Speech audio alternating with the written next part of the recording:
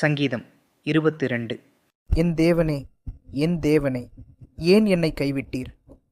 எனக்கு உதவி செய்யாமலும் நான் கதறிச் சொல்லும் வார்த்தைகளை கேளாமலும் ஏன் தூரமாயிருக்கிறீர்? என் தேவனே, நான் பகலிலே கூப்பிடுகிறேன், உத்தரவு கொடீர். இரவிலே கூப்பிடுகிறேன், எனக்கு அமைதல் இல்லை. இஸ்ரவேலின் துதிகளுக்குள் வாசமாயிருக்கிற தேவரீரே பரிசுத்தர். எங்கள் பிதாக்கள் உம்மிடத்தில் நம்பிக்கை வைத்தார்கள்.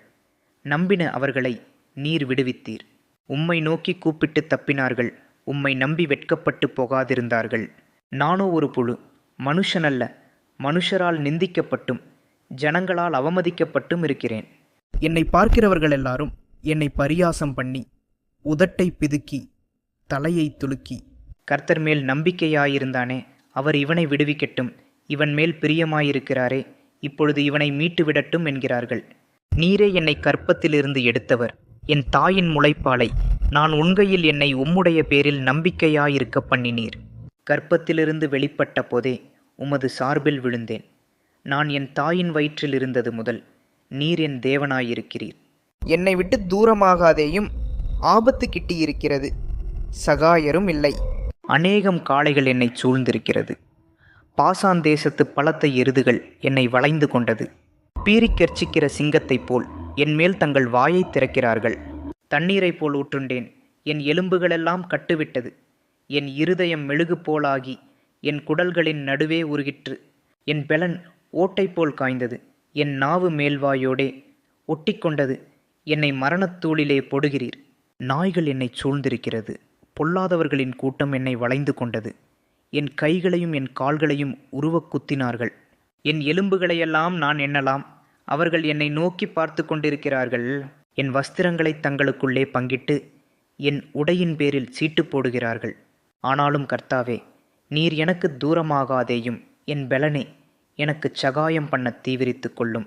என் ஆத்துமாவை பட்டயத்திற்கும் எனக்கு அருமையானதை நாய்களின் துஷ்டத்தனத்திற்கும் தப்புவியும். என்னை சிங்கத்தின் வாயிலிருந்து ரட்சியும்.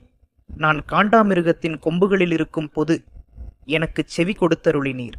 உம்முடைய நாமத்தை என் சகோதரருக்கு அறிவித்து சபை நடுவில் உம்மை துதிப்பேன்.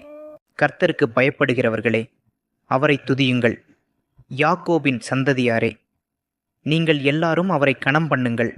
இஸ்ரவேலின் வம்சத்தாரே, நீங்கள் எல்லாரும் அவர் பேரில் பயபக்தியாயிருங்கள். உபத்திரவப்பட்டவனுடைய உபத்திரவத்தை அவர் அற்பமாயெண்ணாமலும் அருவருக்காமலும் தம்முடைய முகத்தை அவனுக்கு மறைக்காமலும் இருந்து தம்மை நோக்கி அவன் கூப்பிடுகையில் அவனை கேட்டருளினார். மகா சபையிலே நான் உம்மை துதிப்பேன். அவருக்கு பயப்படுகிறவர்களுக்கு முன்பாக என் பொருத்தனைகளை செலுத்துவேன். சாந்த குணமுள்ளவர்கள் புசித்து திருப்தியடைவார்கள். கர்த்தரை தேடுகிறவர்கள் அவரை துதிப்பார்கள். உங்கள் இருதயம் என்றென்றைக்கும் வாழும்.